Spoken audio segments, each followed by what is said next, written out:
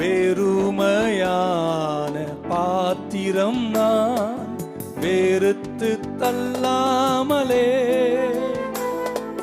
நிரம்பி வழியும் பாத்திரமாய் நிரங்க செய்யுமே. வெறுமையான பாத்திரம் நான் வெறுத்து தள்ளாமலே நிரம்பி வழியும் பாத்திரமாய் விளங்க செய்யுமே.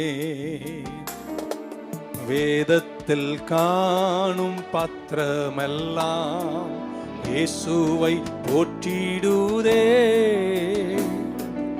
என்னையும் அவ்வித பாத்திரமாய் வணைந்து கொள்ளுமே.